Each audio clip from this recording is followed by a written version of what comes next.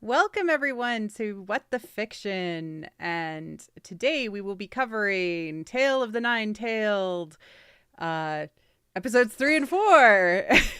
And with me, Marie Claire, is always for these episodes, is Nat Fox.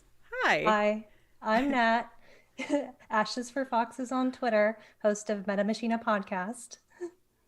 Yay!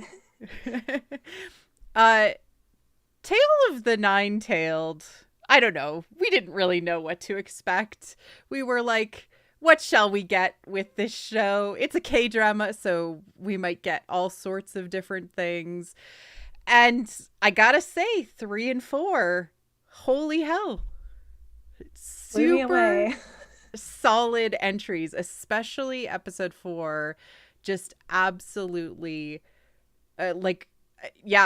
blew me away from an episode of a K-drama perspective. It had all of the things that I wanted.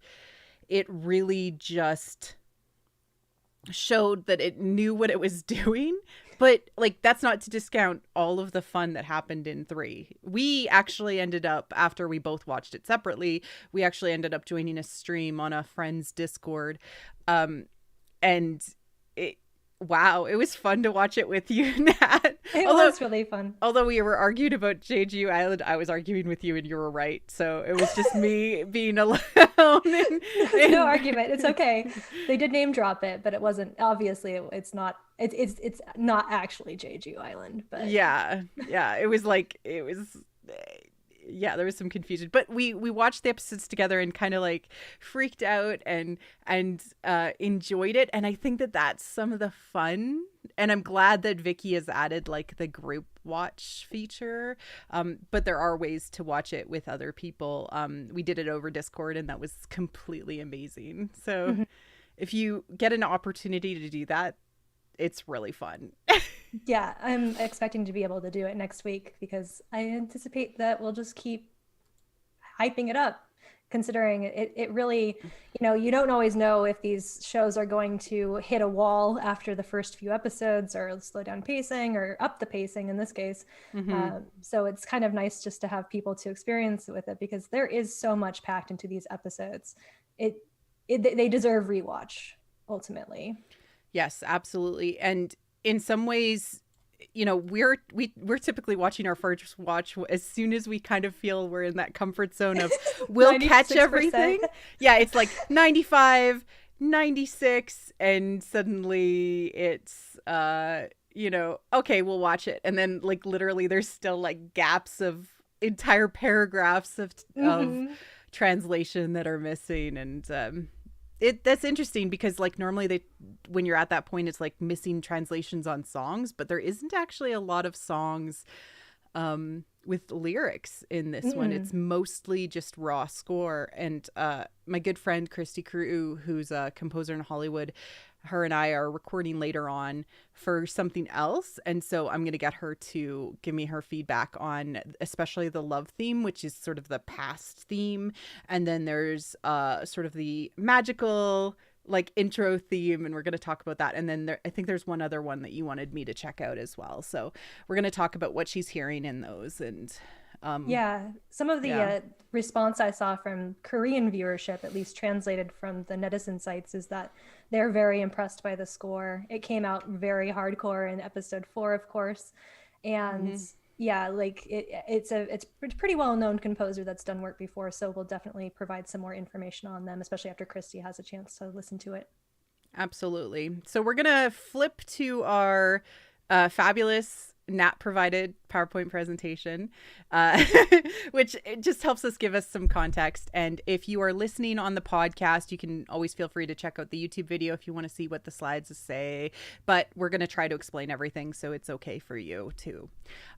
This is now going to be available in podcast form. We've started to release it on What the Fiction, and I'm going to try to get it submitted wherever podcasts are found, so it's easier for people who maybe can't watch YouTube videos. Okay, let's flip over there. So yes, our great PowerPoint presentations that I make every weekend. I apologize again for some of these might be a little bit incoherent, but we'll explain everything as best as possible so everybody listening in on the pod will understand. But first and foremost is kind of a touch and go on our show as a whole. What I do want to talk about a little bit at front is how popular it is, because this show is actually quite popular by Korean standards, especially since it's on not your major broadcast channel, but on a pay-per-view kind of basis, or pay to subscribe channel. So over 5% is usually considered pretty good for viewership ratings. It's been consistently over 5%, hit 6%, and then kind of dropped off a tiny bit, but it's been staying pretty strong. And I think that's a testament to the actual show being very watchable and enjoyable, and providing week to week joy for people. And it's extremely popular with women viewers, and for obvious reasons that we'll get into.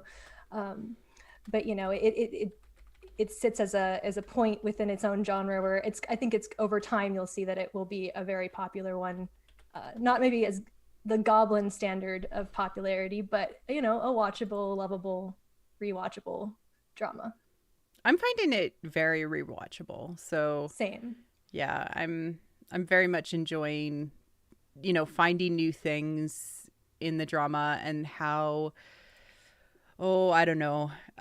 solidly it feels like it's weaving its story. It had a little bit of problems in the second episode, but I think I'm going to give it a lot of leniency due to COVID, because it filmed like right in the middle of COVID. Exactly. In the springtime and early summer. So and we've mentioned that the genre itself has its quirks that are almost impossible to get past. There's a lot of filler sometimes, depending on what kind of show it is. This one doesn't really have that problem. It almost has a problem of moving a little too fast because of the fact that they are packing in so much in the first 4 episodes. Definitely. Speaking of genre, where are we at from a genre chat? I let Lee Dong-wook explain it, because he actually was filmed talking about, giving a quick answer to what is the genre of this show. He said it's 60% mellow romance with the leads. It's action between brothers, 30%, and then the additional 10% is comedy. And I just have to ask, I guess he probably didn't anticipate how horrifying the show is in terms of supernatural horror. A lot of the comments that I saw from other people, maybe that aren't familiar with Korean dramas or Korean horror in general, is that it's actually pretty scary. I'm not personally scared by anything in the show, but is, it does have some stick out moments. There's cannibalism. Yeah. There's dead children ghosts.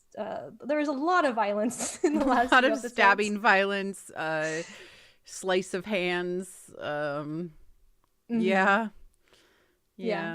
Which was bad. I can't watch North American horror movies. They give me nightmares, but for some reason horror and like with a, I don't know, subtitled like filter, I can handle. And maybe it's the music. I'm not sure. It just, they do a good job of having breaks of levity in amongst the, horror aspects. But because it's dealing so heavily with folklore, and a lot of, I would say, Korean folklore seems to lean into, ghosts and spirits and, sort of retribution. There's a lot of retribution. It's going to have a horror feel to it. And I don't think he's 100% right with his pie charts. But it's nice to know we'll get a lot of romance. I mean, I looked forward to that because I'm sure that, from his perspective, he's just doing a lot of shots very slowly and over again, getting into her face. So, Yeah, leaning in very, very slowly. Yeah. Oh my God. But I'm excited to see how the story develops. And I do think that, while we might see that Monster of the Week continue like we've had, especially with both of these last two episodes sort of having very well-defined arcs of separate monsters, that we will probably have a slowdown within the next few episodes where we get more into the relationship aspects, which I am personally looking forward to. I am very, very surprised at how much metaplot we've already gotten. It's a lot. Yeah. Yeah. All right, let's go. All right. Where are we getting from our themes? And you and I have discussed this a lot. Like, what are we getting? I did want to add something to this one in general, but we'll go through this first, and then I'll add my personal caveat. So today we're going to be talking about themes because I think that's the most important thing for you and I in terms of story. Yes. What is the overall message of the story? What is it trying to say about humanity? Where's the universality in it? Obviously, this one deals with the fact that the foxes are fairy creatures that are strictly bound to debts. So fox always repays its debt one way or another. If it's been given something without its, acquiescence, then it's obviously going to have to repay it and will hold that as a resentment against the other person. I put in who will protect the fox because I think that came up as one of the things that we really enjoyed about those last two episodes, and sort of the history of the characters in the reincarnation flashbacks is just, she's a human, but she desires to protect him instead of being protected because she, at this point in the story, she's been saved 3 times majorly from dying. And she wants to be able to be powerful enough to protect him as well. It should work both ways. Then that's also about repaying that debt. And then you have you mentioned the Joseph Campbell concept of the healing of the wound by the hand that dealt it, and you can explain that much better than I can. So Joseph Campbell, when he talks about thematic similarities amongst different mythologies, he will say, very similarly, you'll see in mythology the person that dealt the blow must be the one that heals it. So if you caused a wound, i.e. like we see in episode 4, Lee Young must be the one to heal that wound in some meaningful and symbolic way to Lee Rong, to fully allow him to heal from his, you know, I guess Sense of broken personal heart. betrayal. Yeah, broken heart. And again, we've talked about how Fox is like, once we have been insulted, we can never let this go. Well, yeah, exactly. So that's going to be part of that. It's like, what does it take to heal from an unforgivable, you know, thing that has happened? Yeah, and also this very much sets up the idea of that we always kind of go back to, that redemption is such a huge part of these stories. Nobody is really left behind. There is really no true evil. Mm-hmm. There is sometimes true evil, but it usually is like you said, comes from resentment or retribution for a crime or injustice that was committed against it. Mm-hmm. There's always a sense of balance in the world. There's not this Western idea of like, you know, just this pure evil that exists outside of us.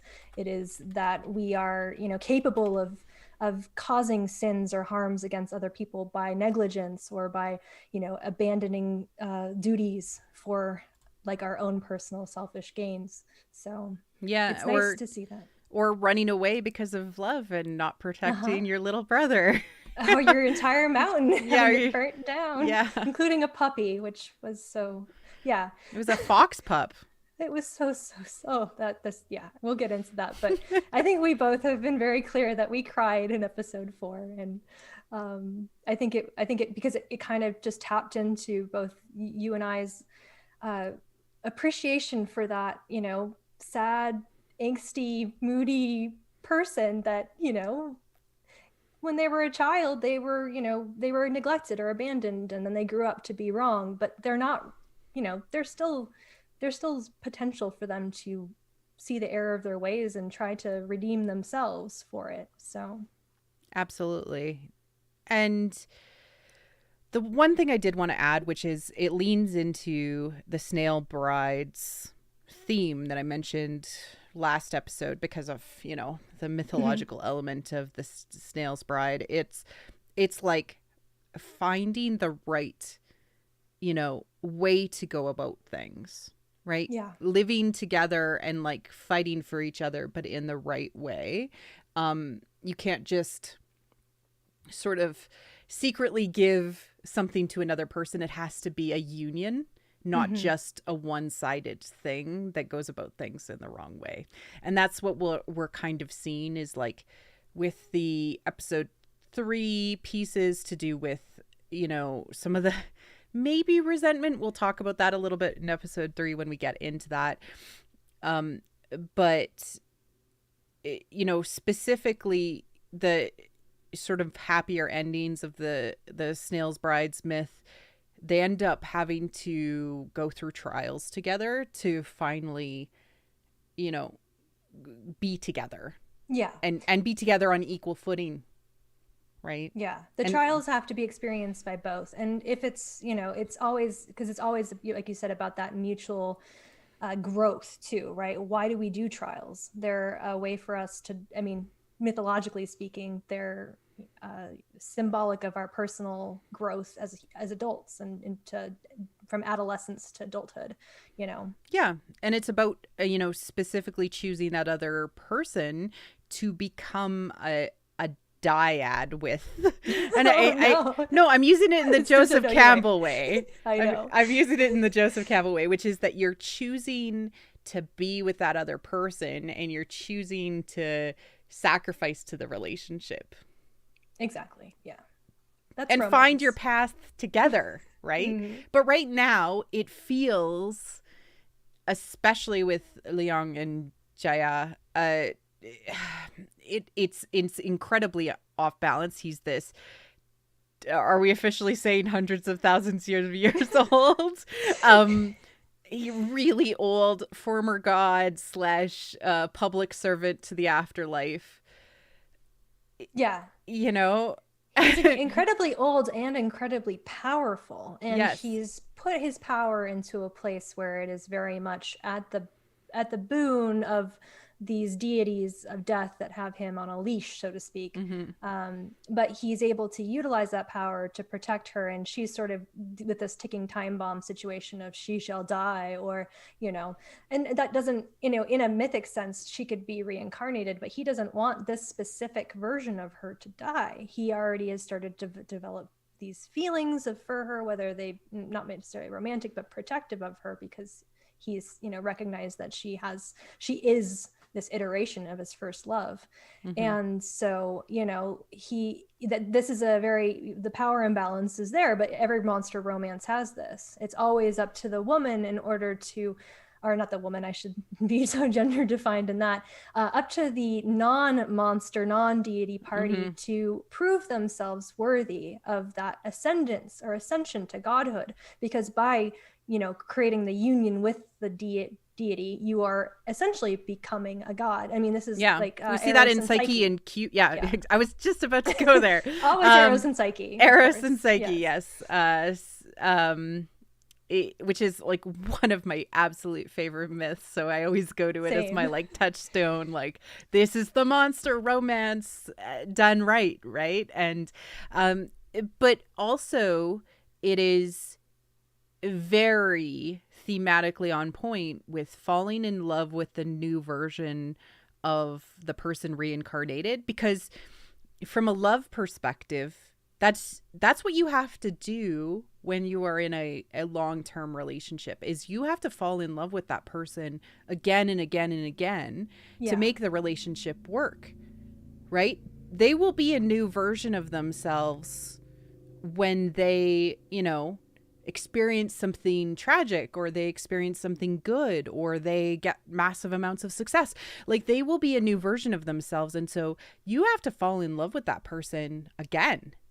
And that's what the reincarnation myths that we see on television are telling us, is that, you know, that person is still that person at the core, but they are becoming that new person, and you have to fall in love with that person again. So she is not only the person she was, she is the person she is, and she is all of the people she has ever been.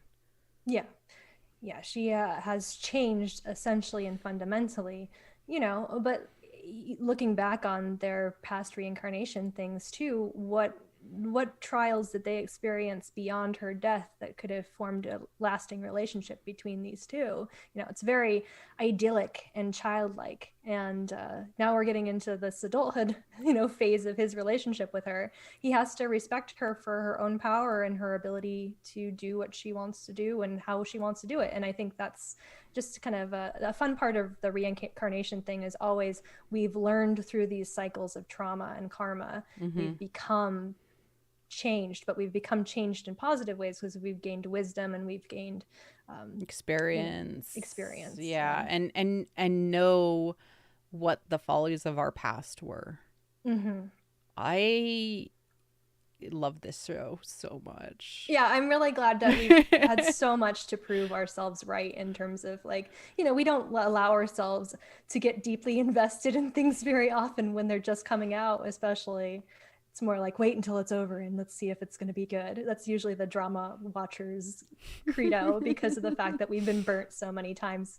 You know, it sucks getting into, you know, 34 episodes into a drama that's like 59 episodes and realizing that you're not going to finish it. So we're really happy about this one, because all signs point to yes. So should we jump straight into episode 3? I think so. Yeah. Okay. Episode 3, The Dragon King's Secret. I'm trying to decide if I should do that long summary that I wrote. It's so long. I don't know. It's a very packed episode, and it's very confusing when you're first watching it, because they do go. So when the end of episode 2, you have this whole sequence of events that doesn't quite make sense. It's a lot of, it's like a montage of something. Turns out it's a montage of what happens in the next episode, but who would know that? So it's like looking ahead. Yeah. And the king did this so much, but the king like did it so badly because There's two worlds. There was two worlds, and like people were playing two different characters, their doppelganger selves or their other world self as well. So you're like, who was that? What are they talking about? This is fine. I can handle flash forward for half of an episode. But I do have a bit of a summary that I can read. Let's break it down. Yeah, all right. Please do. Yeah, okay. Here's my long summary. My episode 4 summary is less long, but for the Dragon King's Secret, the episode starts flash forwarded to the attack on in the forest with the remaining castaway gone mad. He attacks Jaya with a hammer. Liang, while saving her and applying herbs, aggravates something inside of Jaya.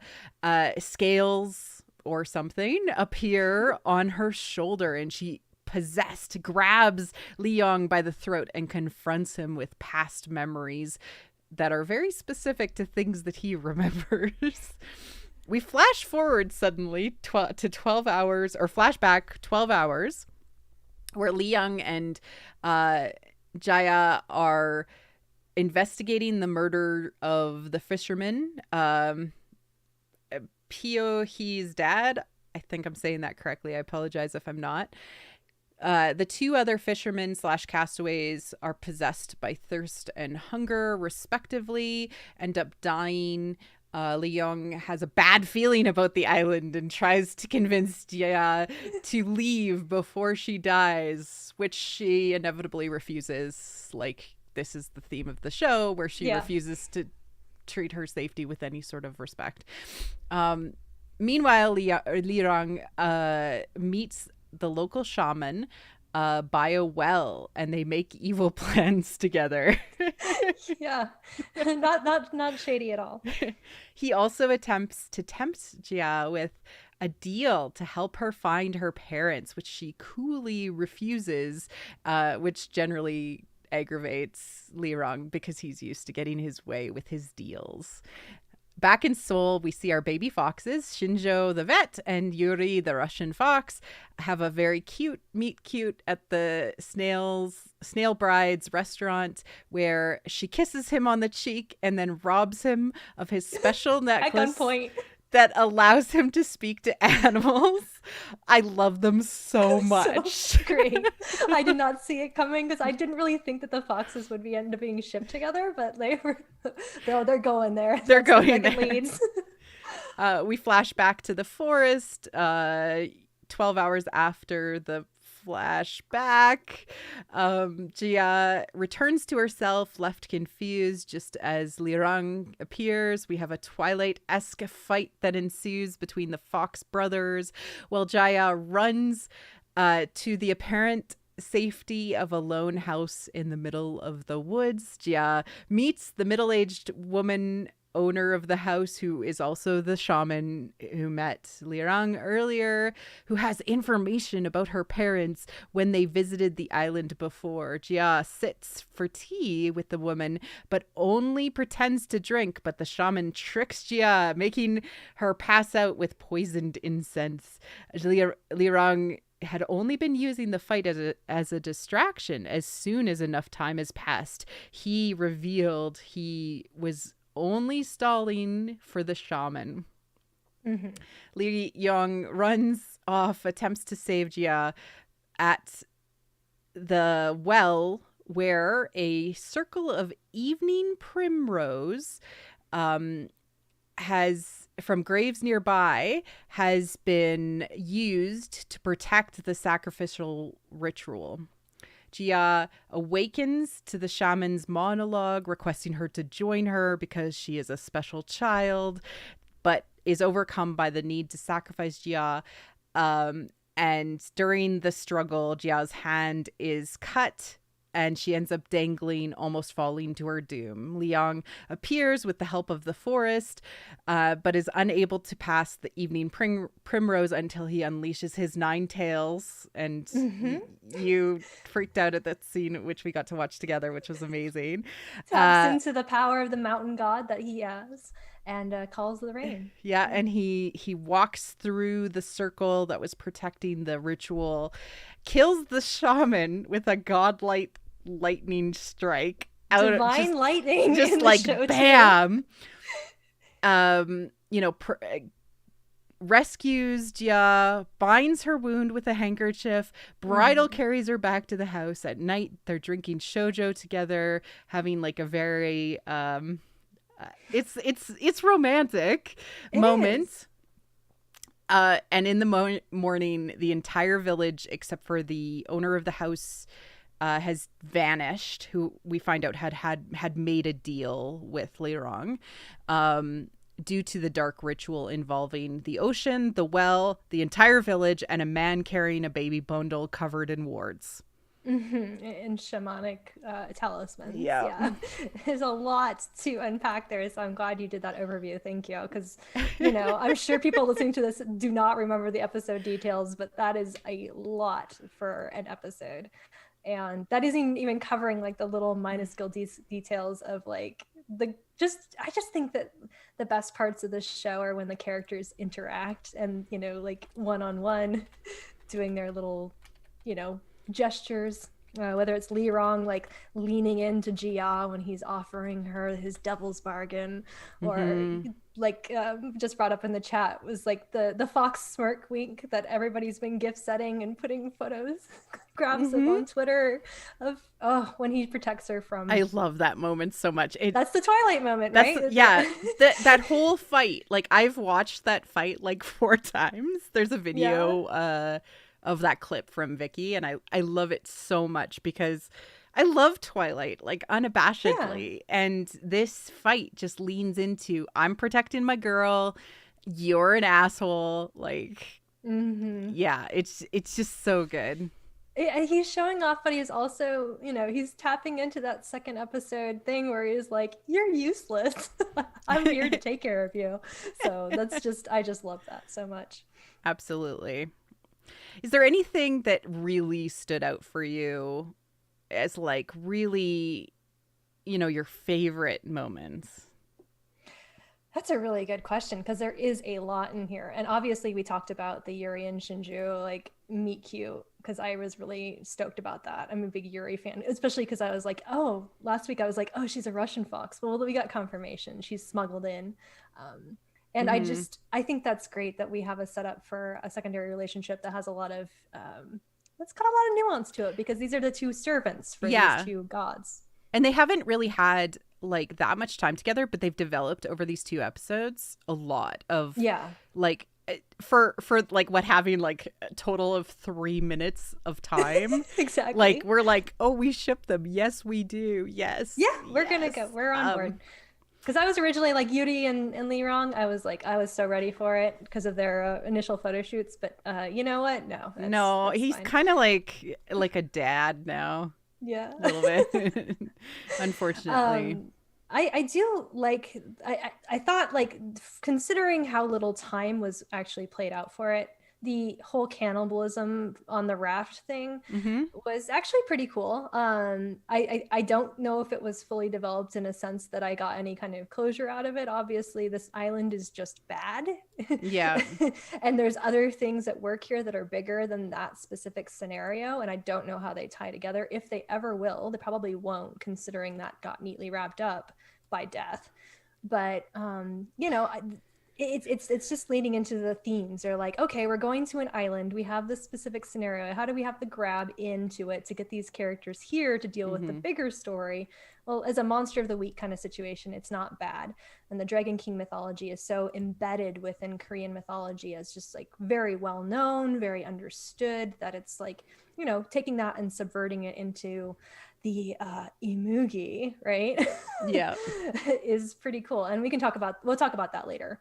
I'm gonna say, although I loved absolutely so much about this, like the Twilight fight, the binding of the hand, the tails come out, the fact that he's reading the graphic novel of Moby Dick rather than rather than the actual book is kind of like a words are hard. Come on. Yeah, would you really be reading the whole, I don't know how many pages this is, but like 600-page book. And like translated into Korean or whatever. Yeah, like I just love that it's like the graphic novel. It's one of those like little moments where you're like, oh yeah, he's like the little brother, even though he's like hundreds of He years is old. baby. He We can do the he is baby. baby thing because that's like that's solely wrong as baby. I Yeah. mean, you see him as a baby too, like a literal child, and and he grows up without anybody to watch over him. And I think that's like very crucial to a lot of these stories about kids gone wrong, is just that they didn't have the parental oversight or like the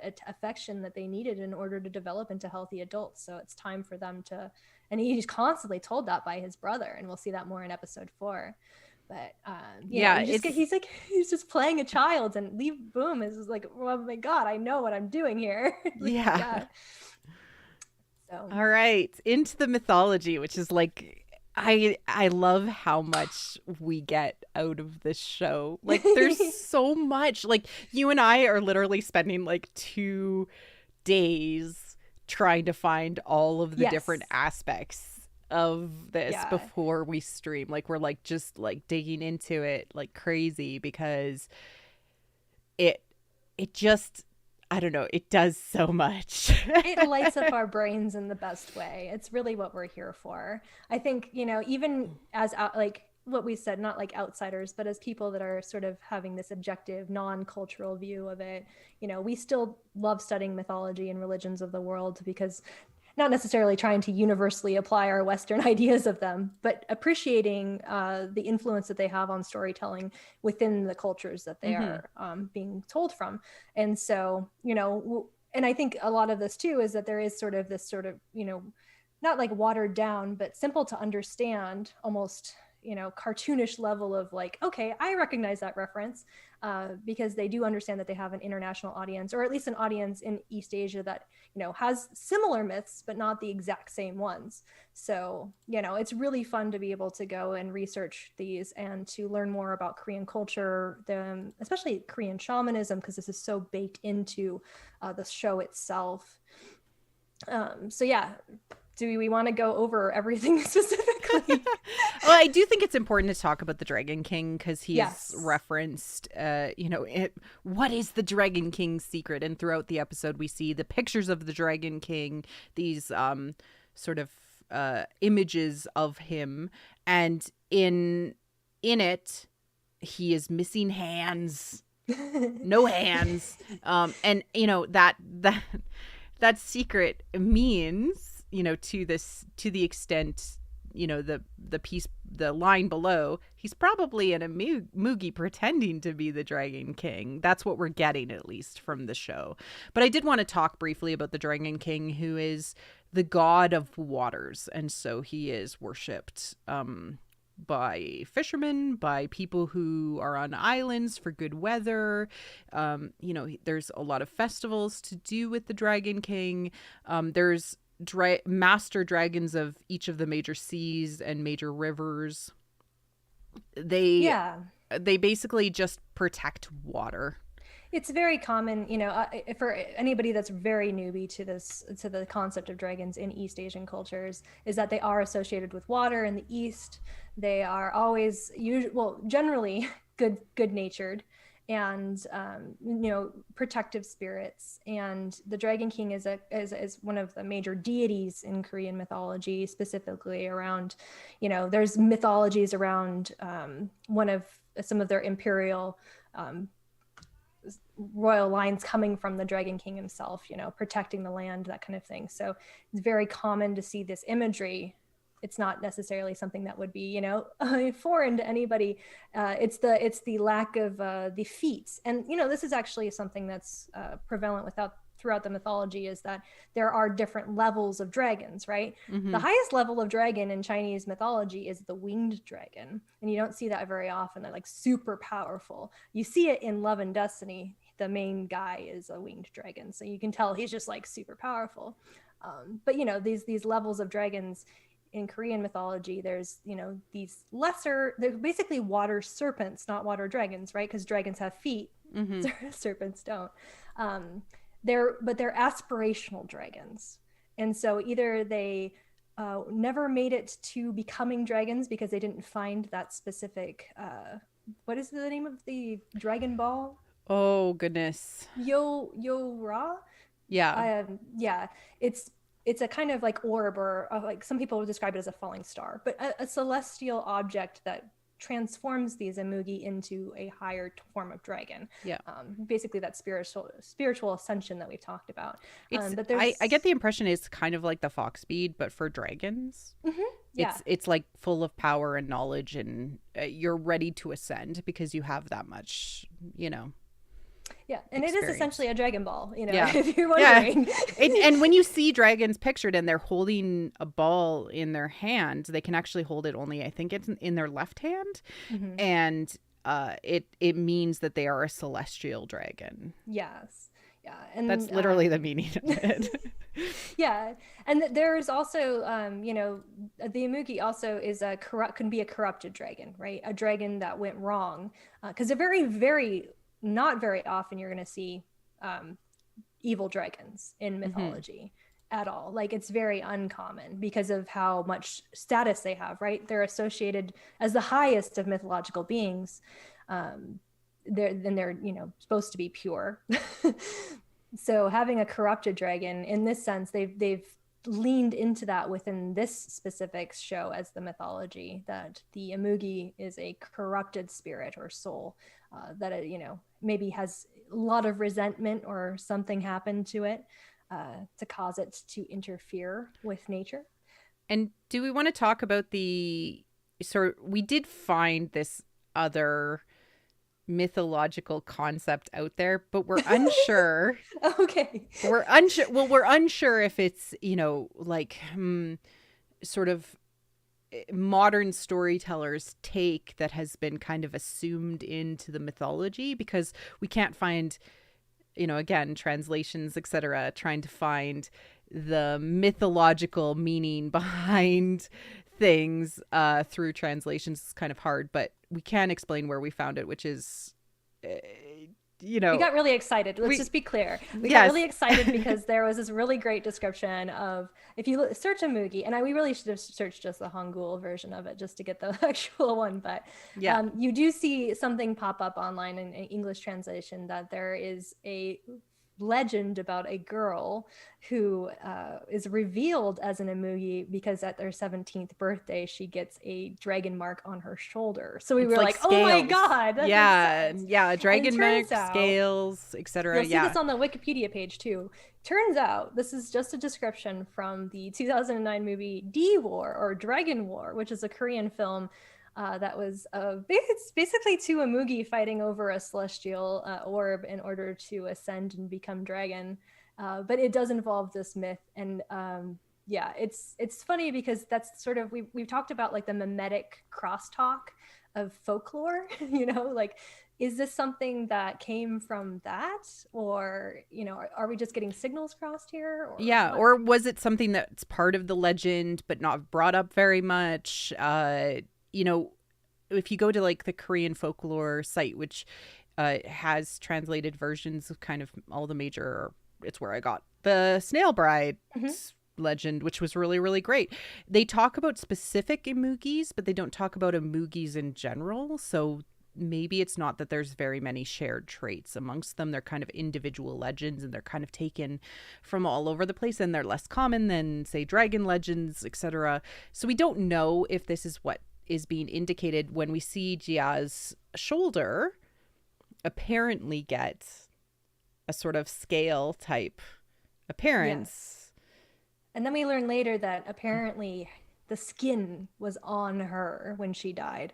And we don't know what that means because we don't have the flashbacks to it. So we won't speculate around that, but we can say that, I think it'd be cool to see that kind of intertwined narrative of she has some sort of power beyond her own, that is, obviously associated with this creature who is now reborn into the world.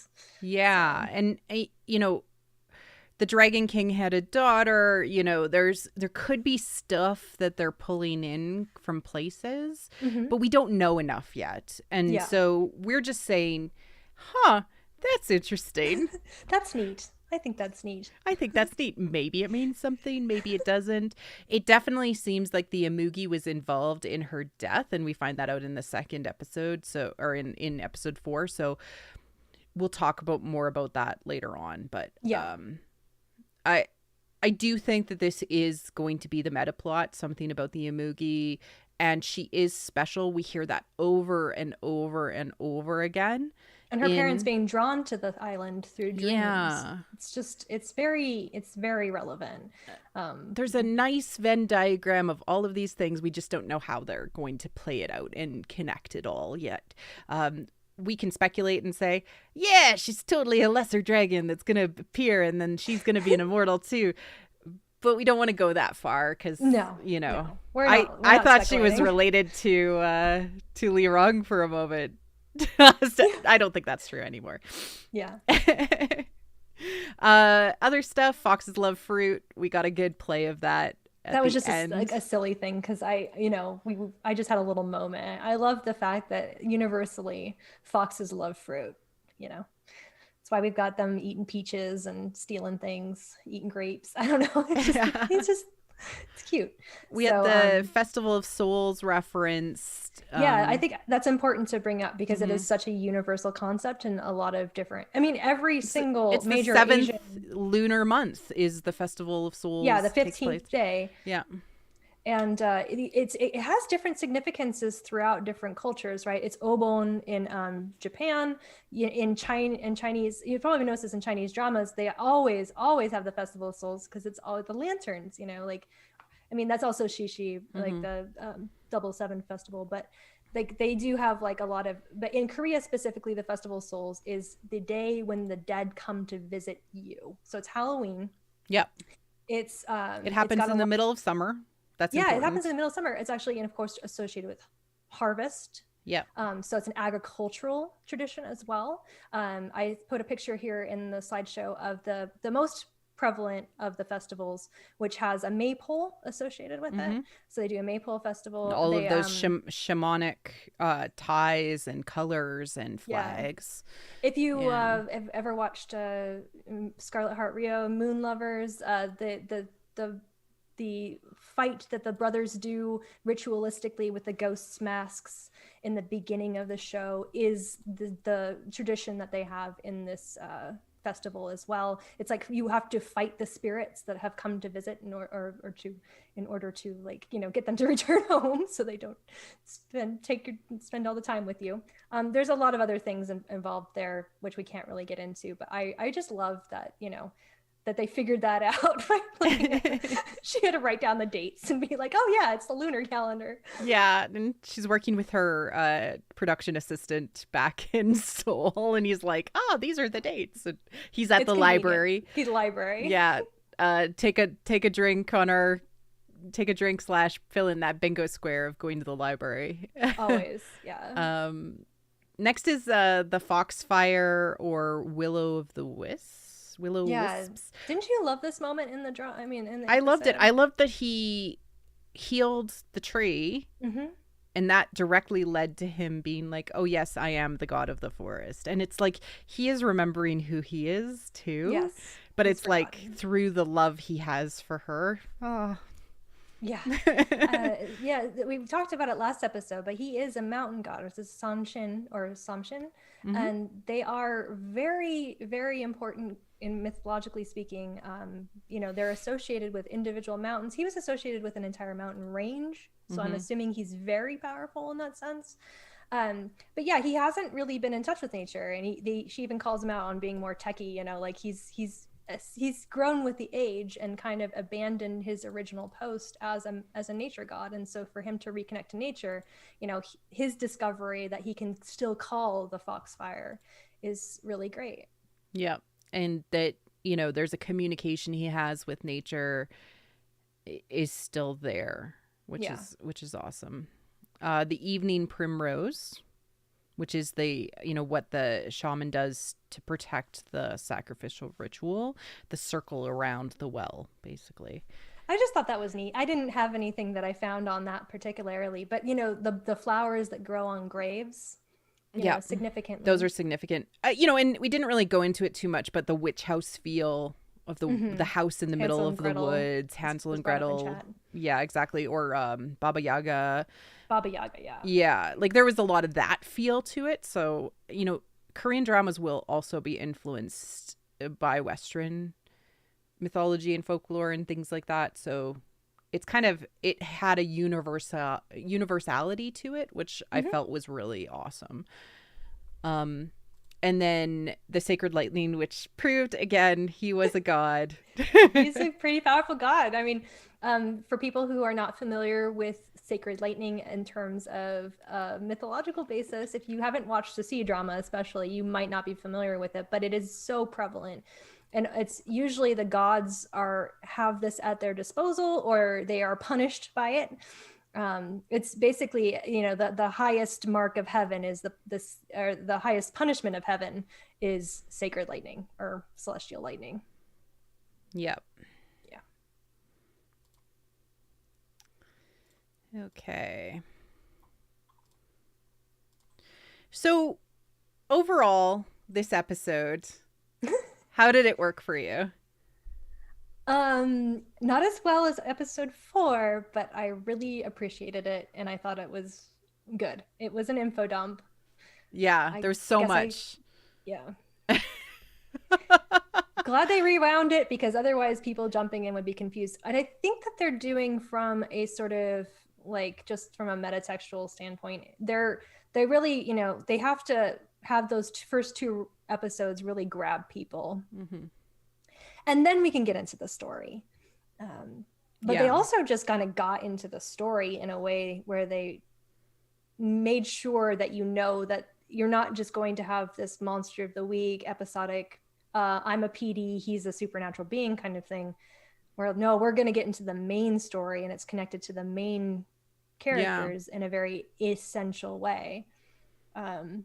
Like, we knew by the end of the episode there was something bigger that Lee Rong was working on than just him being a jerk. Like, literally, like it just kind of seemed like he did this for his kicks. You know, like, I'm making these deals but I actually think that there's something deeper going on with the deals that he makes. He does them, I think, a little bit for joy, because foxes who are on the evil side, like, get joy out of people's misery. But I think there's something else going on, which we do get to a little bit more with episode 4. But, you know, why he does things, I think, is very complex. It's extremely complex. Yeah. And I liked that we understood a lot more about what how much of a planner. You know, I like planners. We love planners. I like planners. Both you and I, we recommend dramas on the basis, is this a planner? Like, and I was like, when I was told you on the story of Ming Lan, I was like, 2 planners get married and they plan a lot, you know? And I was like, oh, and then it, like, I just devoured that drama, because I was like, so literally his proposal is, he tells her how he tricked her into marrying. Yeah, I mean, like, you can't go wrong with that. I mean, people want to know that the storytellers have a really deep and like understanding of where they're going with the story, not only from, you know, like a larger perspective, but from like a very small, you know, character driven perspective. Like, it's really hard because that sometimes gets extremely lost in K-dramas, you know, like. Yeah, and it could fall apart at the end too. Although I think we're definitely. I think, though, because of how thoughtful it is, I have a lot more hope, and it's being kept simple, but they know what they're doing. So I'm hopeful. Yeah, we're very hopeful. This is both of us like having a lot of you know, reticence, like a therapy session. It's a therapy. Burnt before. We've been so burnt so many times. But you know, I mean, especially by The King, and I love The King. I'm not dissing it at all, but it was a slog at points because of how involved it got. And you know, I personally, after getting into more K-dramas after watching that show, have appreciated the ones that, while they're dealing with the bigger supernatural themes or the time or whatever, they slow down and they have a lot of relationship moments, you know, ship moments or just character moments where you get that internality and that bounce back and chemistry, because we all want the chemistry, right? We don't want them to rush into love and then just have everything be external. We want that internal growth as well. Yeah. We'll see. I don't Yeah. know. But So far, I mean, I hate giving ratings, but I'm going to ask you, like, how would you rate this episode out of 5 foxtails? 5 foxtails, I Out would of 5. say. See my foxtail? Because there are 9 that showed up, I have to add some Okay, for fine. that. Out of 9? Okay. No. Out of what are we doing here? Okay, I rate on a scale of a 1 to 10 because that's my Okay. drama list rating. I would say that episode specifically, I would give it, I'll give it an 8.5. And that's sounds mean, but it's it's just because of the fact that you had to go in that flashback and include that, and that there wasn't a lot of payoff to the front loading of the episode. That's all. But everything else after that, especially the end, was so good. Yeah. And that's where the show hits right. And that's how it carries through into the 4th episode. So I struggled with the first half of this episode a lot, so I'm only going to give it an 8 out of 10, and it's just because like I had been burnt so badly by previous dramas doing that badly, and then I was like, okay, where are you going with this? But then the second once we flashed forward and we were actually at that moment, I was like, okay, we're actually in the good part of the characterization, because that's when we got the Twilight fight, that's when we got all the mystery to do with the shaman, that's when we got all the meta plot. Like, unless that fisherman stuff comes back somehow about what it meant, they were all transported to that island at the same time, dead, I guess.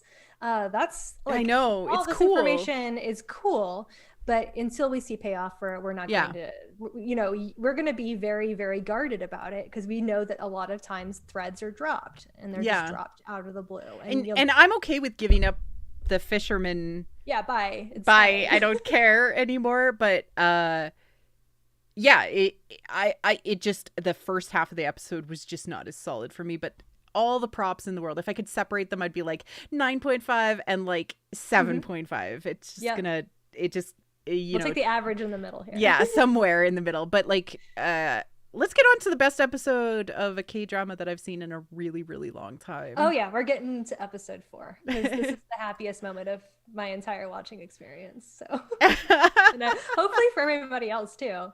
And it's good too because it's so balanced. It has both the realistic and the mythological, and even that monster of the week supernatural horror with the funeral hall. So we're on to episode 4, The Aura of Death. Or The Verge of Death, as you brought up. Somebody else translated it that way, and I think that's nice too. Yeah, it's pretty solid. Yeah, as far as like a name perspective. So, all right. First and foremost, let's talk about the fact that this episode made us cry.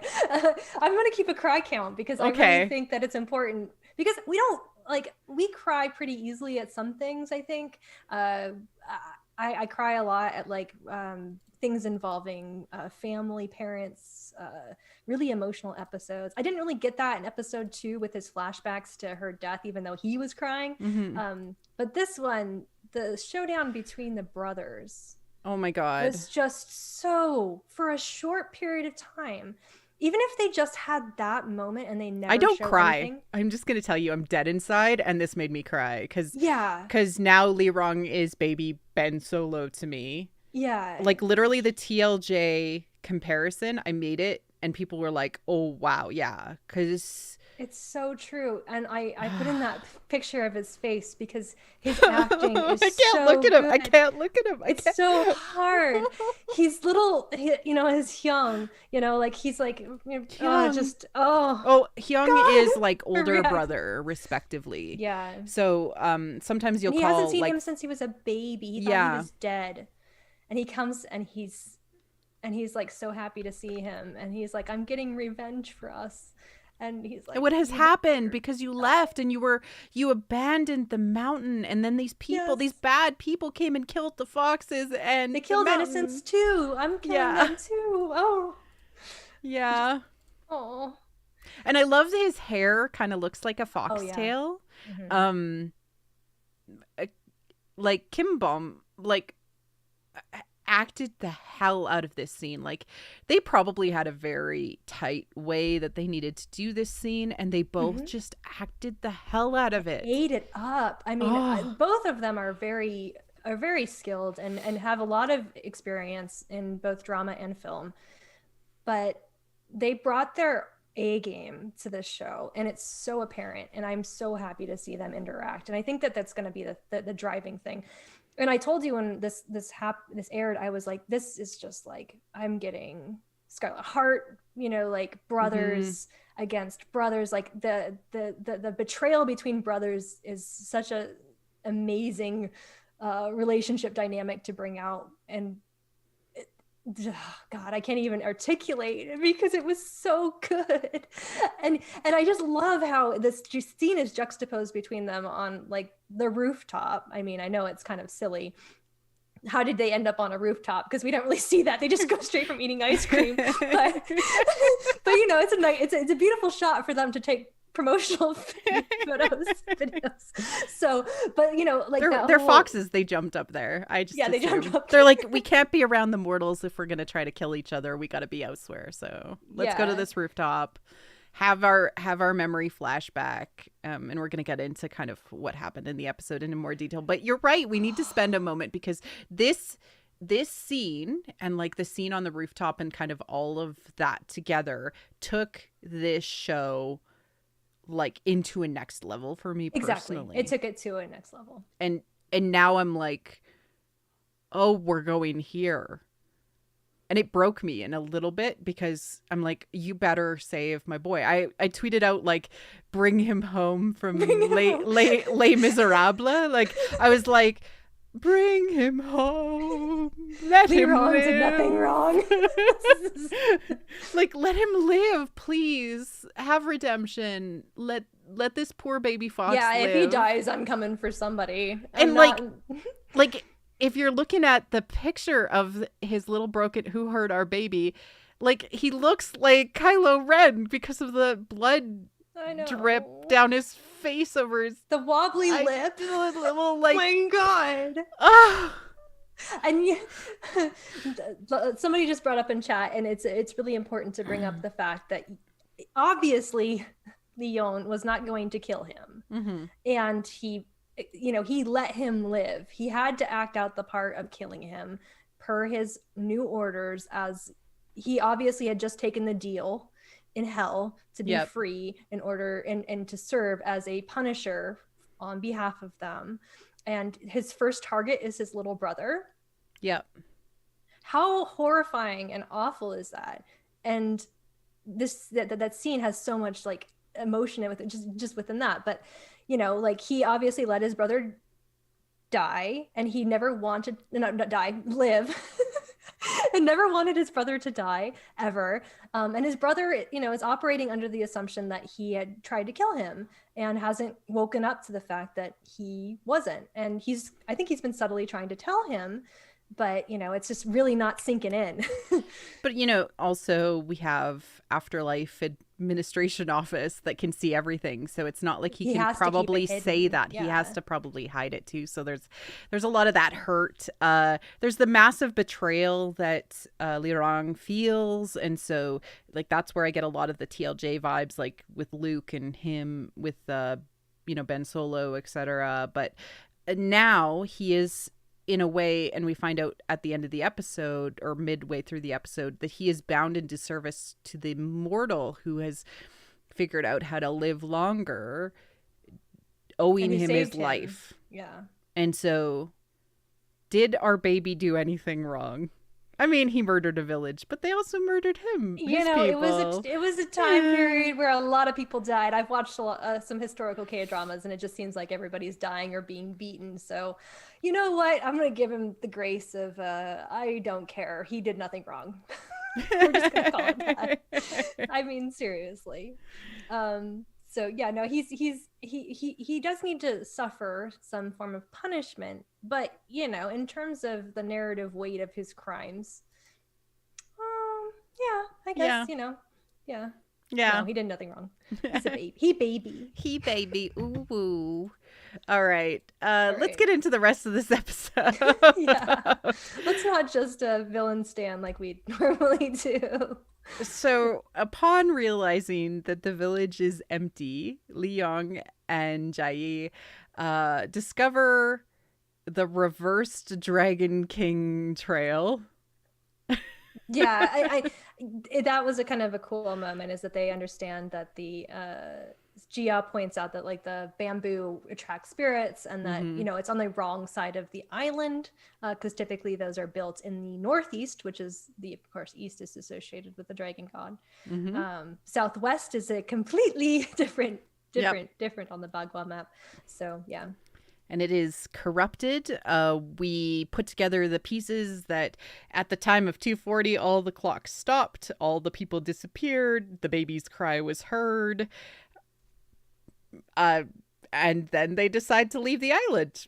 Mm-hmm. Yeah, I mean, there's nothing left there, so like, good for them. Yeah, it's ox or cow hour. Yeah, so if you're not familiar with sort of the ancient time-telling ways, there's double hours, and they're all associated with the zodiac. So if you watch a historical one, there'll be like the hour of the dog or the hour of the rat. Mm-hmm. This is the hour of the ox, which is 1 to 3 a.m. And of course, it's also the witching hour in Western mythology. So I mean, that makes sense. It's the time when the spirits pass over into our universe or can go back and forth. The couple of the afterlife immigration office are faced by the truth that the Imugi are footless dragon or sea serpent seems to be clouding their vision. They know it's the Imugi. They know it is, but they don't know what it means. And our auntie seems to point out, this is why I can't see Leong's future. Yeah, there's So it some seems to bad be things happening. something mysterious. The dark side clouds everything type moment to make a Star Wars reference. Our Palpatine's a baby. Our Palpatine's a baby. Yeah. Back in Seoul, we discovered that Yuri is taking over the life of a dead woman who was, next in line to become the CEO or president. A chaebol. Yeah, a chaebol. You always have to have a chaebol. This is where all her money that she seems to be using comes from. Lirong meets with his brother at the ice cream shop, which then they show up on the roof and have the showdown. He reminds him that the snake separated you from your woman before, and she won't live much longer or to have a full life. Yeah. On the rooftop, Lirong asks Leong to finish the job of killing him very dramatically, but it's so good. Leong is unable to, and so they have the flashback moment, which we've already gone into quite in-depthly already. Leong accepts his punishment for killing a human who was the shaman, even though she had extended her life through evil means. Still, punishment is due after he has dinner with Jae, who pets him and feeds him food, and he gives her mugwort. And he gives her mugwort. And she holds her ears to stop from crying, and all of this reminds him of his past love. They're separated, but not before Jae expresses that she wants to know more about Leong, and he offers to protect her from afar with the bag of beans because she refuses to not attend the funeral. So again, the theme of the show, hey, maybe you should go and do something safe, he says. And she says, nah, I'm going to go be dangerous. And then he's like, okay, I guess I better prepare to save you. Jaev attends the funeral and has a discussion about the past with Lirong. The bag of beans is broken by him, and then she is stalked by two ghost girls and is essentially tormented for half the episode. Leong is brought to Snow Mountain Prison, the one of the levels of hell. And realizing that the bag of beans is broken, he makes a deal to go to hell for a bit to So leave it's right supposed to be away. 7 days, but it's 7 years. Yes. And I calculated it out, and according to my calculations, he was really only in hell for like maybe 180 days, I think. Mm-hmm. So I think Feeling all the pain as a human. yes, feeling all the pain as a human. So he requests to go to hell. He has to go to what the translations show us is Knife Mountain, where he has to cross a bridge while knives are being thrown at him. Yeah, and like all of this is an opportunity just for us to see Lee Dong-wook's abs for a full 5 minutes straight. Yeah. And some more knives that are, stabbing him to death while he's crawling across this bridge. I think that was a great scene, though. While Jaya is being tormented, she runs into a building, up some stairs, and then all of the ghost creepy children show up and essentially Demand her body. demanding her body and scare her off of the roof. He arrives just in time to save her and catch her severely wounded, and she's so heartbroken that he is so hurt that she cries, revealing the Foxbead presence with her tears. Yeah. And that's where we're at. That's where we're at. Yeah, I mean, again, a pretty packed episode in terms of what happens, but with a little bit of slowdown on pace and a little bit more character driven stuff. So yeah. I really loved this episode so much. I don't know if I can stop talking about it. It's so good. It was solid. Yeah. Yep. So good. Let's dig into some of the folklore. Yeah, so we've already mentioned like the zodiac hours and sort of the feng shui component of the directions, right? Directions are important in all of the East Asian cultures in general. I'm not going to go too deep into that at all because I'm such a newbie on that kind of concept. I do recommend looking it up on your own if you want to have any more information on it. But yeah. So like essentially when you think about directionality, it is associated with the elements, with the gods. It's part of ritual, just like, Western mythology uses the same thing. Mugwort, that was a fun one. So the mugwort that he brings her is edible. Just FYI, there are some mugwort species that are not. Korean mugwort, or suk, is actually a very traditionally, very well known mythologically herb. So one of the earliest creation myths is around the goddess Hwang, I think, and she was a bear, and after eating suk for 100 days, she became a beautiful woman, and she becomes one of the high goddesses and marries into the celestial family. So I think that has a romantic element to it. It's also used nowadays, not just eaten, but used in skincare a lot as a trend. So this falls into the Korean trope not Korean trope, the drama trope of providing skincare to the one you love.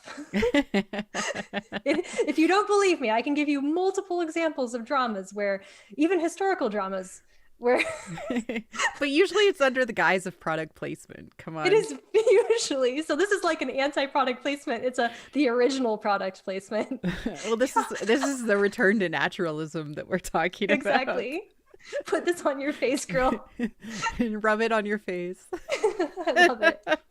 But it can survive a nuclear explosion, so yeah, it is a weed, and it will come back.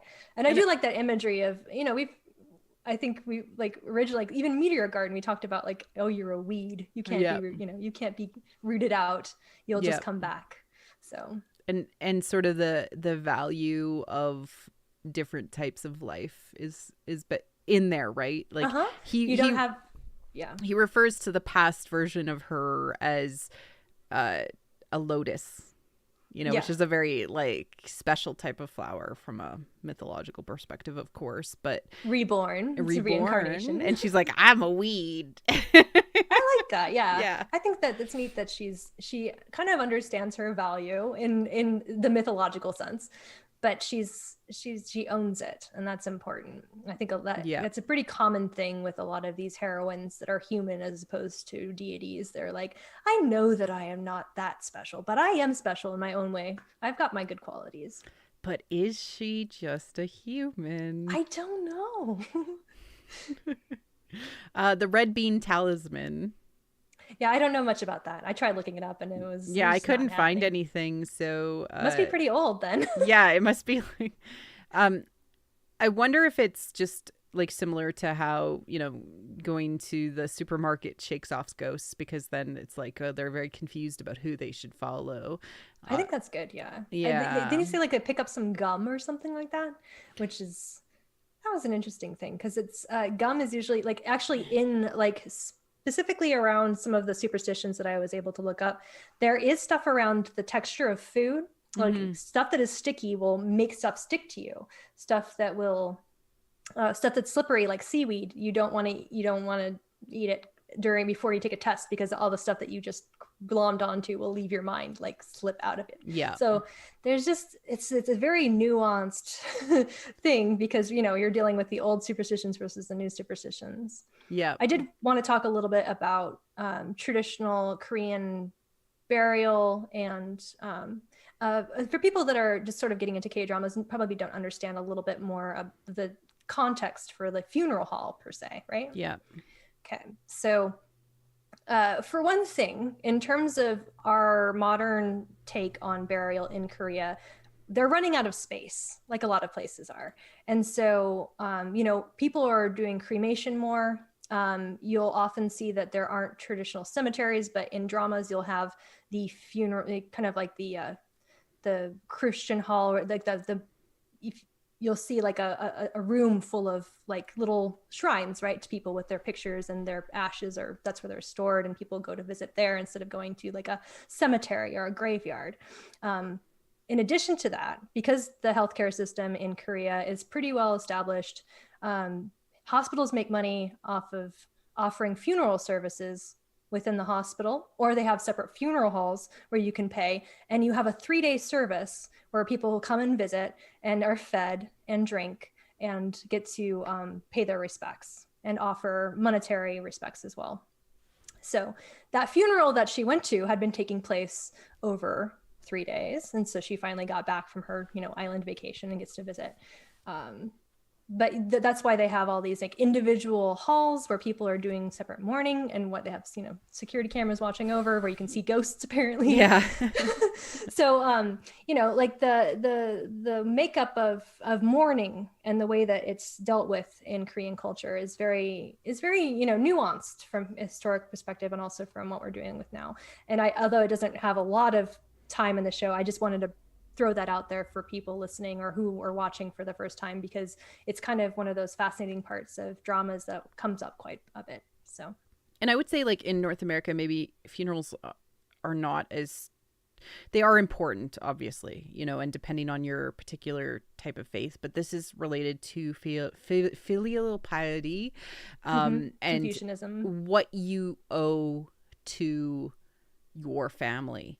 It's very, very important that your funeral happens and that your loved one is stored in a specific place that is, like we see this a lot in dramas, and it comes up as like, what have I seen before? Like people couldn't afford to have their loved one in the right place, so then they felt a lot of shame. And some people I think they've sold themselves as slaves in order to pay for the funeral costs for their parents, because that's the appropriate thing to do. In tradition, like historically, children would spend 3 years at their parents' burial site, and you'll see that come up in historical dramas. You don't always like actually spend 3 years mourning, but there is especially in like an imperial palace dramas, there's a 3-year stay on any kind of celebration. And you're not allowed to get married. You're not allowed to do certain things that would be considered joyous, because you are being respectful of the time. Exactly. The mourning period. Yeah. Yeah. And that is, it's not essentially even just a Korean thing. I mean, obviously it's in Chinese dramas as well. And yeah, it's just a respect for the dead, and the eldest child always bears the brunt of being the chief mourner, per se, the person that you come and pay your respects to, and who has to, you know, I want to say sit shiva in the Jewish sense, but you know, the idea that you're you know, you're responsible for your parents' passage over to the other life. Yeah, and if you do it wrong, they get pissed off and become ghosts. Yeah, don't have a grudge. Yeah. The idea that the funeral hall used to store children, or used to be specifically a used burial site for children, like we've seen this come up a lot. And you know, it's in a Western perspective too, that, you know, if a place used to be a graveyard, or they had to exhume bodies to put them somewhere else, the place is often considered to be haunted. It's just that sort of similar thing, but specifically these are ghost children that hang out in this location.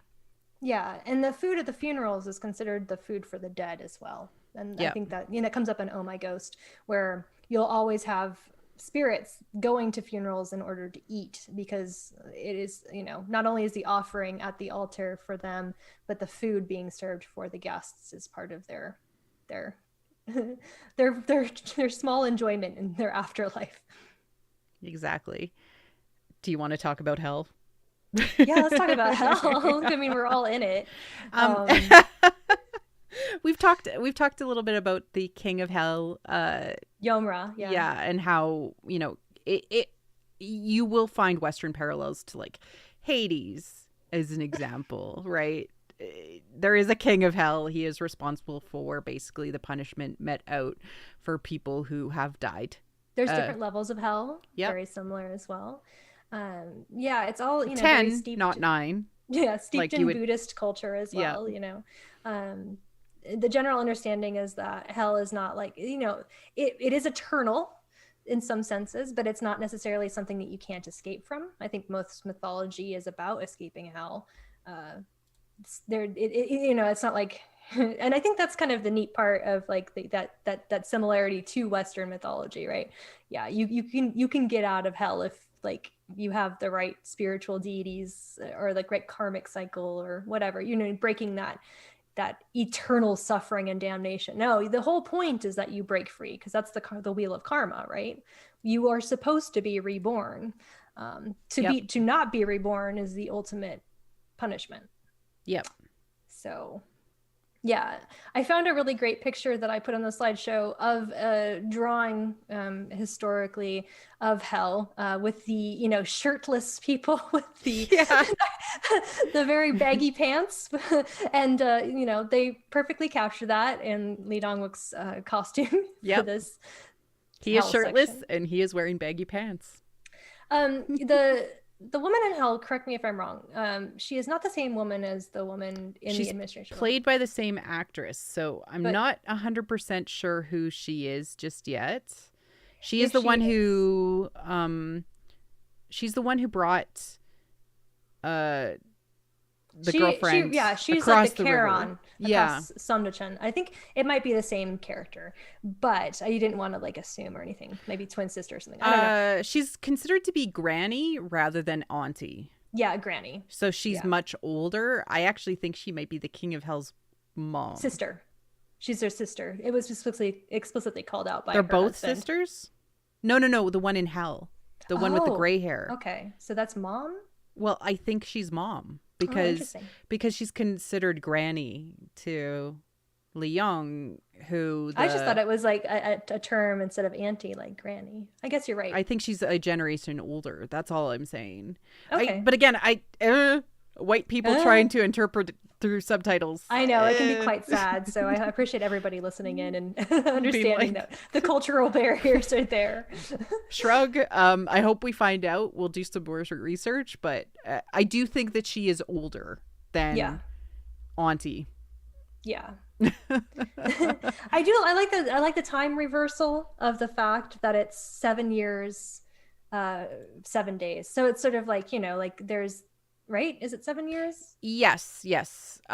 We have experienced that when people are like kind of in the supernatural realms. We see that a lot in genre, like if they're in heaven or in hell. It's reversed in genre a little bit, right? Isn't it like they it's slower in heaven and quicker in the mortal world. I mean, that's the same That as is the here. same. Sorry, my Yeah. math is not working very well today. Typically it's like it's 1 year passes in the mortal earth and it's like an hour in heaven. So I mean that's what we've seen in genres before, that kind of, yeah, but yeah, I don't know. 1 year passes in hell for 1 day. That's good fine. to know. I can do that So math. that makes sense though, because like he's why, like what happened in that time that Li Rong was doing his crimes per se, and Li Yon was escaping Sandochen after making the deal with Granny. Yeah. It took him some time. Yeah. That poor boy. Absolutely. All right. Now to our big end of episode reveal. Mm-hmm. I found you. I found you. He found her. It's her. So yes. His line when he just opens his eyes and looks up at her, it gives me chills. I thought it was like, I didn't think I was going to be like romantically obligated to this couple, because they really haven't had like a really like, they've had like a bickering kind of fun thing going on. But yeah, yeah. I enjoyed it. But I think that he was saving her regardless, which is also so wonderful. Yeah. I mean, he was really concerned. And this is just ghosts. Like, this is nothing. This isn't like Li Rong or like the Umugi.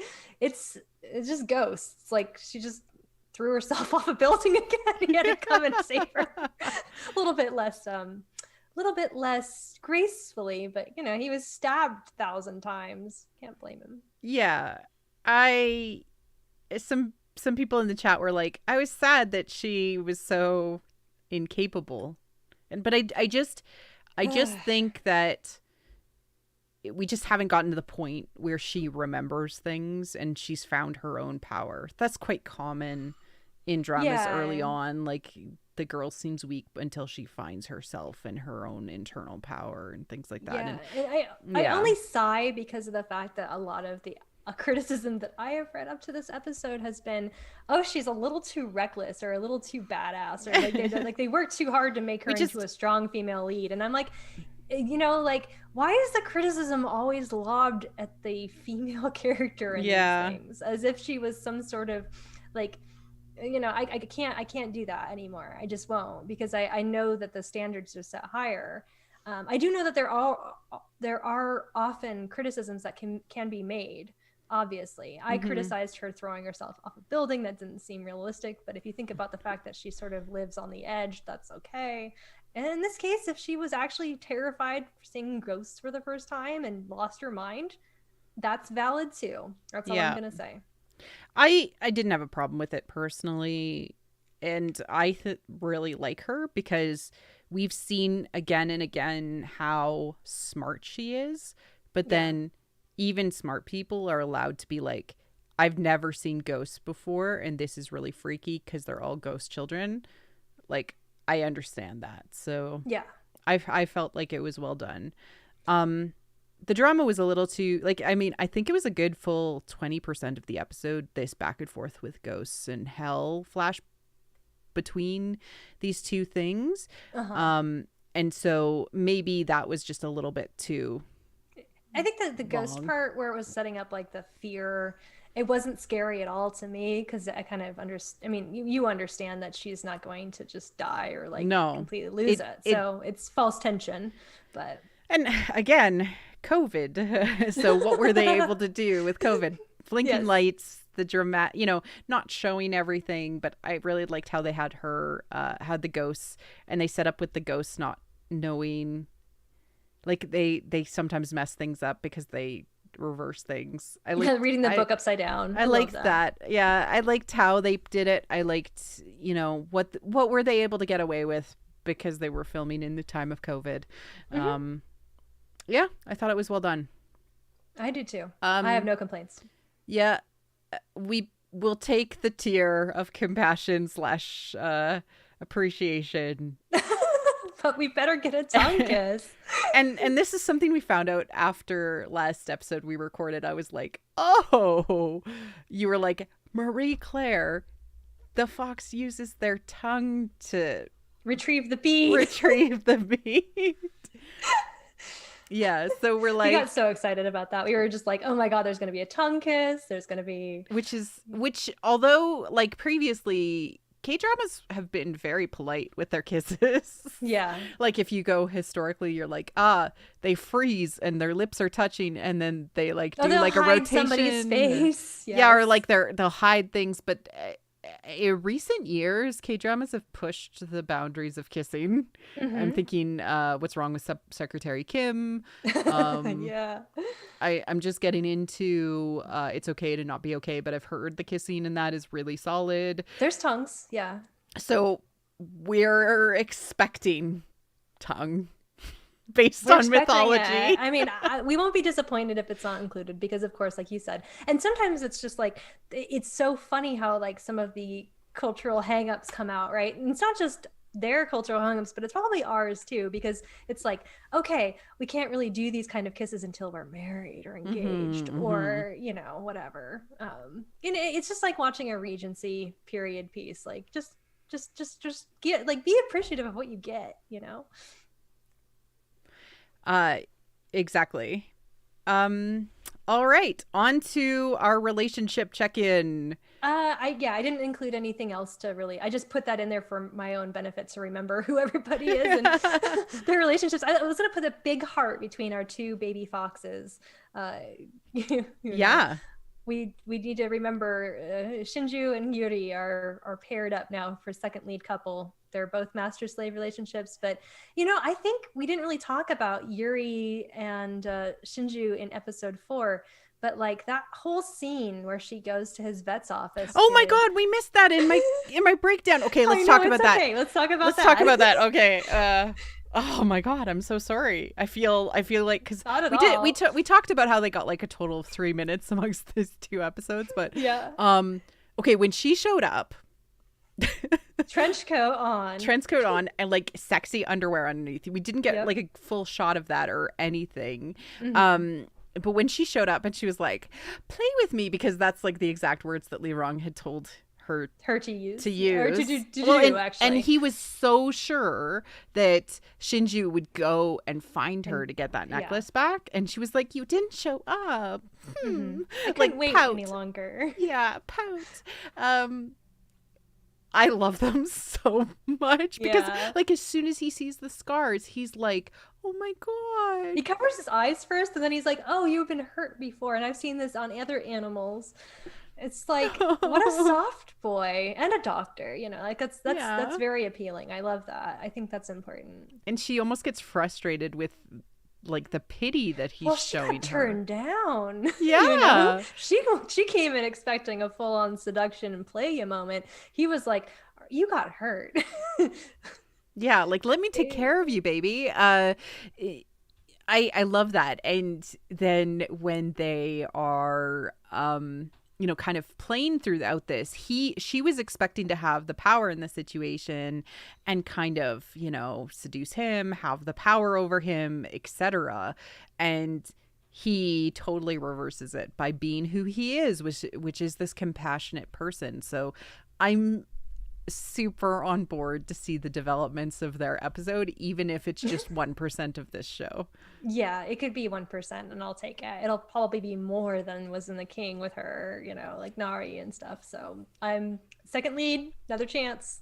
Here we go. We also got a little bit of development between Yong, or the underworld immigration office's husband and our snail bride a little bit. Yeah, like they're friends. Like, yeah. And he, you know, I love how he he went to the restaurant to complain about his wife because his wife is his boss. And I think that, you know, that's a legitimate, valid being upset about kind of situation. Like, yeah, like I've had to live with her for eternity and she stole me away from this valley after seeing me naked. I look really good naked. You know, like... What did you think of their their like get together story. It's like It's so cute. She basically told me, kill me or marry me, kill me or sleep with me, and I guess I just decided to sleep with her. Yeah. It's like, oh. Well, she's terrifying. I mean, in a good way. She's a powerful goddess, and he's essentially a powerful god, but he's like a caretaker god, so. Yeah. From like a power that. perspective, it's like house god type level. Yeah. I love our snail bride. I love her so much. And then also, like, we get a little bit of the meta in that. It was such a short scene, but they did so much with them all sitting down together. And he's like to Shinjo, never fall in love, never get married. And it's like, then the next scene we see him doing things. He's like with Yuri, and he's like, oh, poor baby, who hurt you? And she's like, we have the same exact relationship dynamic playing out. Eventually he's going to be like, yeah, she domed me, and then I gave up. Yeah. So it's going to happen. Yeah. It's nice. Exactly. Any other relationship developments that you wanted to talk about that you thought were good? I thought it was really good to see her and her writer on her show who had the funeral have that kind of like small moment between them about, the regret of not spending more time with your parents, that kind of thing. Her assistant's cool. It's nice to have that assistant online. I've seen some comments that are supporting my theory that the manager of the show, the actual like runner of the show, the guy with the gray hair that wanted to go to the Snail's Bride restaurant, he is actually a pretty well-known actor, and he's not going to be wasted, so he'll have a more pivotal role later on in the show, we think. So just keep your eye out for that. I will add the tags for it next time so that you can actually say their names. I feel really bad. But yeah, it's gonna be interesting to see how her job plays into the actual overall story, because I mean, they have to go back to normal for a little while after this, I'm assuming, because it's been a little bit crazy. Near death multiple times, so yeah. Apparently Kyle has something for me. Oh, okay. Do we want to cut for just a second? I don't know. I don't know what he wants. All right, he can come upstairs and come and give me whatever he wants to give me. Here, let's go back to the live stream let's go back to the live stream so people can see me and my reaction. I don't know. He just got back. I don't know. It's not another tail, is it? I mean, you have one already. So yes, I do. You're fixing my bangs on camera now. Okay. Yes, you are. So,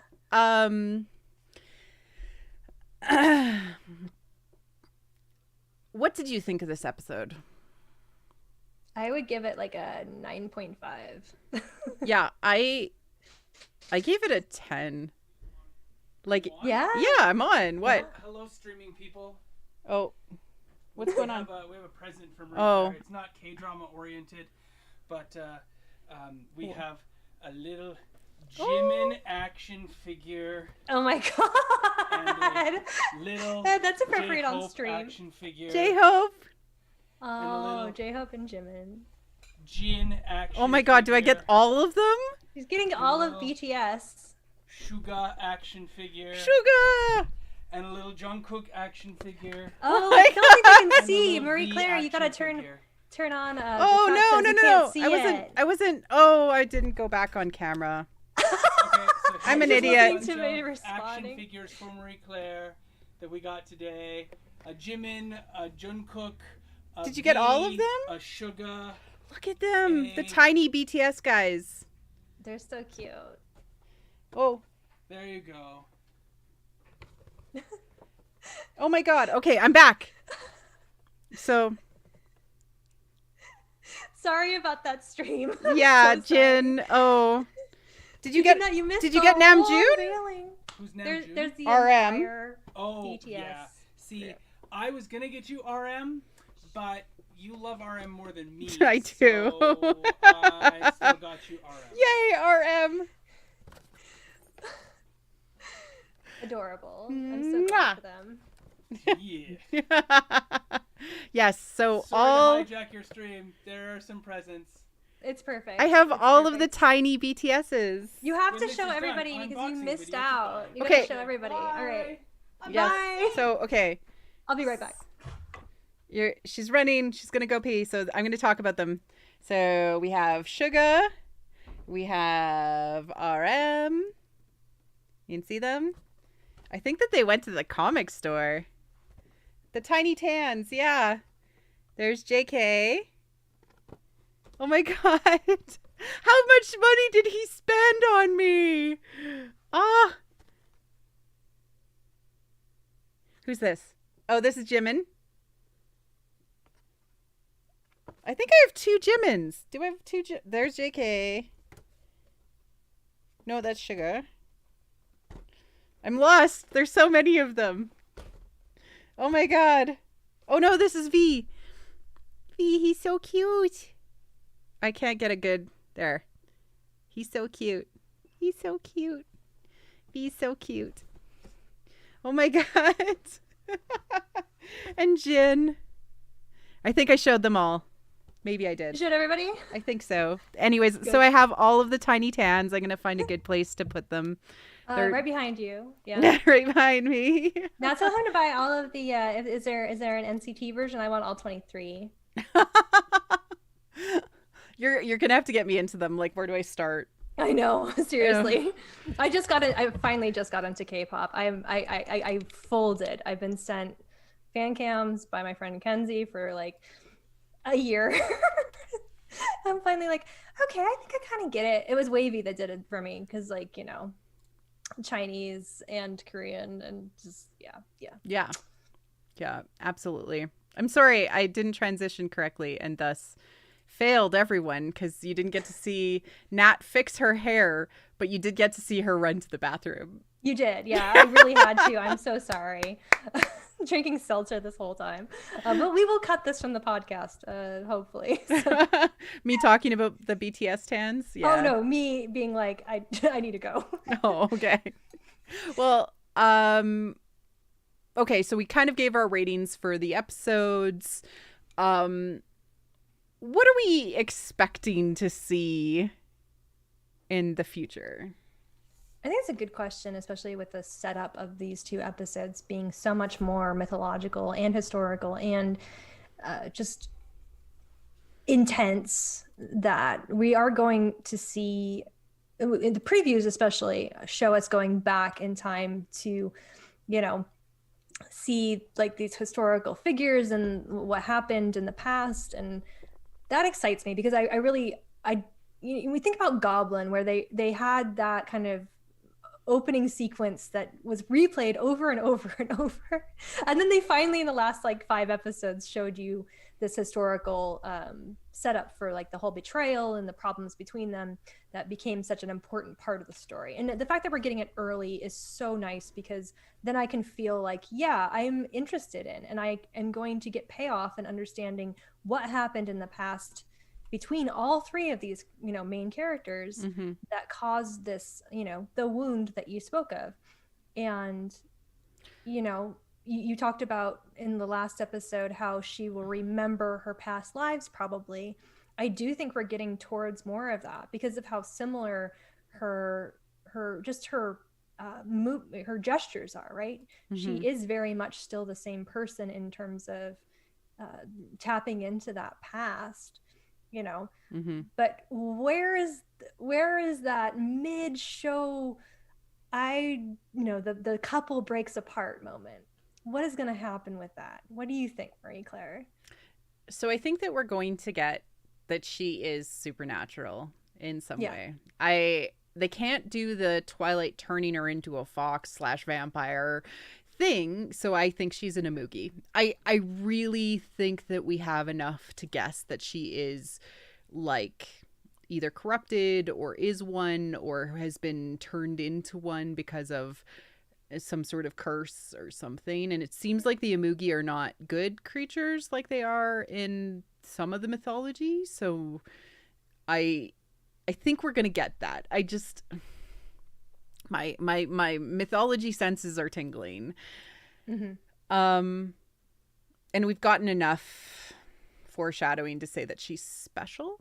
So and all of the stuff that we mentioned in episode 3, being drawn to the island. Like we said, she's Yeah. she's stepped too far into fairy, and now she cannot escape it, My you my know. my full speculation mode, I think that the snake was coming to get her when she was attacked and killed in whatever came before, because obviously Leong wants to kill the snake. He doesn't want to have this past snake exist in the world that she was reborn in.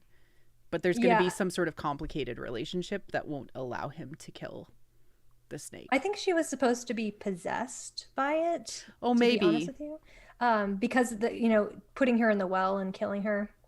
Or perhaps it was just that they needed her blood and they got her blood. And that maybe if she would have been killed, it would have come back completely. But because she just had a smattering of blood, they came back as a baby and they have to raise it into, its full form. Which we'll From the see.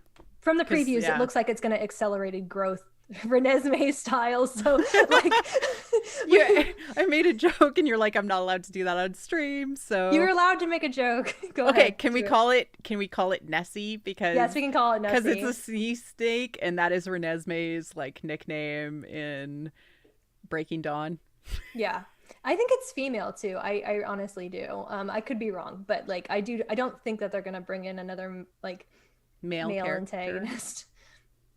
Or at least male identified protagonist. So or antagonist, I should say. Yeah. We'll see. It's going to be interesting to find out what happened during that death scene in the past. I think what's nice is that if you get like brief flashes or glimpses of stuff in the history where they're wearing sort of these costumes, like they obviously have shot a lot more with those. We're just getting glimpses right now, and I live for the flashbacks.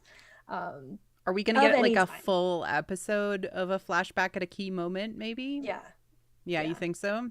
Usually, isn't it around like midway? Midway. Yeah. Yeah. Where we find out all the truth about, because he's probably hiding what truthfully happened from himself too. He has such an idyllic memory of it that there has to be something wrong or something bad, and she has to be at the center point of it. She can't just, her disappearance caused them to burn the mountain. So, the brokerage between the god and the people that worshipped him, that was how it ended, was her disappearance and death and his disappearance. And so, like what ultimately happened there, because they were never going to be able to be together. She's a human mortal, he's a god, unless something intervened spiritually and she was able to ascend. And it didn't happen during her lifetime, so it will happen now. Yeah. Right. Yeah. I still think there's something supernatural. You still think her. She's supernatural, which I agree. Like her the circumstances around her birth, and also her parents having this sort of journey of their own that they went on, and being killed by or disappeared by foxes. Not killed, because we know that they're still sort of alive or whatever. Yeah, she's special. She's a mythological creature. It seemed like the foxes specifically didn't mean danger to her until she meant danger to them. So I think that they were specifically planning to raise her. Yes. Right? Yes. So why would you want to raise a human girl? No, Good seriously, question. because foxes are like selfish and like do not want to do things for other people.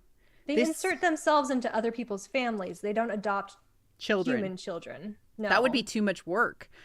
Yeah. Right? So why? Well, if she is, again, I'm going to lean a little heavily on that, like, is it really a myth? Imugi thing. If she is special, if she is this like special, creature, who wouldn't know that she is special until some later date, that would be enough of a reason, because it could be a power grab or something. Yeah. Maybe she has one of those, dragon beads in her and it means something, right? Maybe she's got the fox bead and the dragon bead, or maybe they were after the fox bead. I don't know. Something. Yeah, and I think too, like, there's really the set circumstances around things. How Li Rong is like, at the moment the heroine Yeah. and the man fall in love, or the god fall in love, is the moment when everything, the fate falls through again. Like, Yeah, it's foreshadowing. it's so foreshadowing. And like, again, you said he's a planner, which is great, because that shows that he's not just chaotic evil. He's been plotting his revenge and not taking it out on his brother until his brother found that woman that was the responsible for everything bad that happened to him. The loss of his puppy, which is probably, it probably was a fox that would have been friend. human. Yeah. Yeah. It's friend shaped. Yep. I feel really, I just feel so much, because I really think that Li Rong he'll have his moment where he'll make the decision, and that might come really late. Even he'll probably have a series of things. He's not just going to be like the cackling maniac, he's going to be somebody that he has, like, Leon has to reconcile with directly in a meaningful way. Leong's gonna save his life in a meaningful way. He's gonna because he cost his life / now Lirong is indebted to this bad person, right, with the rings of Foxfire. Leong is going to save his life in some way. Yeah, that's the only way. And I think even Jia might actually be responsible for saving him or helping him in some way too. Yeah. So to sort of heal all those wounds that were caused. We definitely get the impression that the Afterlife Immigration Office's systems are out of whack because of all the evil stuff that is happening, i.e. all of the people that suddenly died and were sacrificed to bring back the Samugi, which they're working on it with bad technology. Yeah, it's got glitches, but they didn't see it coming. They can't see what's going to happen next, so there's going to be problems associated with that. Yeah, I think it's good to recognize that, like with the limited cast too, that it's a shoddy administrative office. It's like, your usual governments that don't have enough funding. They got like 2 people running the show and they're not doing it well. I should mention as a trivia fact that when they Leon has that conversation with Talupa, or Palupia, I don't know how to pronounce it. I'm just like mush mouthing it right now. But Auntie in the immigration office. Yeah, so her obsession, I looked it up, is actually Hong Kong cinema from the 80s. Oh, so where she got drunk afterwards.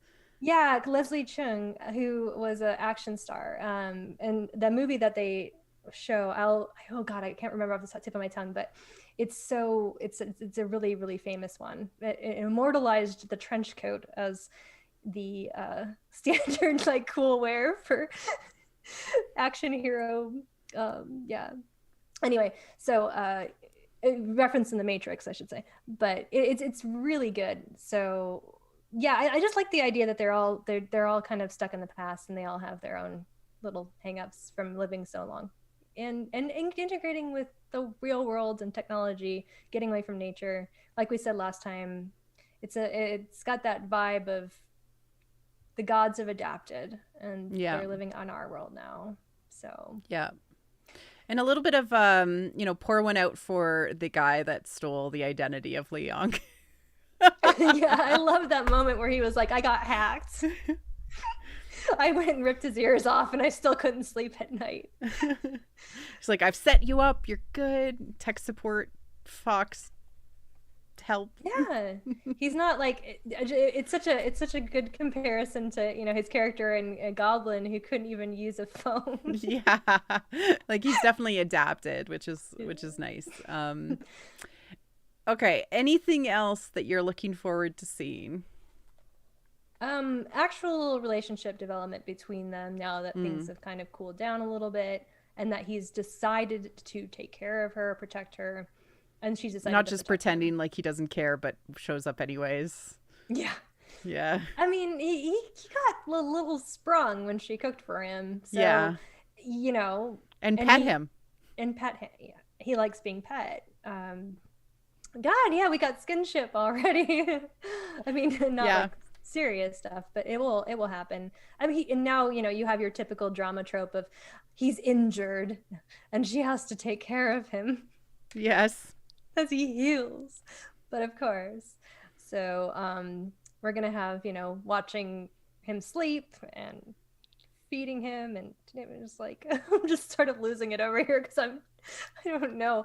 After that 5 minutes of shirtless Lee Dong-wook, I've officially just lost my mind and I'm existing without one. It's just head empty, no thoughts. Well, you got the Nine Tails appearing the first episode, and then this you got shirtless Lee Dong-wook. I'm like, we often will say that this show was made in a lab specifically for Nat Fox. It had her name on the tube that they injected her with, and we can prove it every episode. Every episode we can prove it. I'll start including in the PowerPoint Nat's kinks, or not kinks, but you know, like basically the kinks. Nat's kinks list. Yes, I love it. All right. Where can people find you if they are looking for you online? You can find me usually on Twitter, although I've been a little quiet lately because I've just been playing Hades. Me too. We didn't even make a Hades reference when they went to hell. No, but you know, dying over and over again and coming back. Yeah. Mm-hmm. So I'm at Ashes for Foxes on Twitter. I'm also the host of at Metamachina, Metamashina. Our next episode will be on Dracula. It comes out on Halloween, so please give it a listen. We're really excited for that one.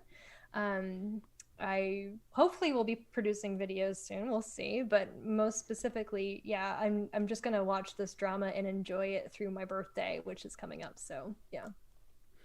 And I am Marie Claire Gould. I am available at Marie C. Gould on Twitter. Or if you want to check out anything Star Wars related, you can check out What the Force, the podcast, the YouTube channel, where we do occasional live streams, but mostly podcasts.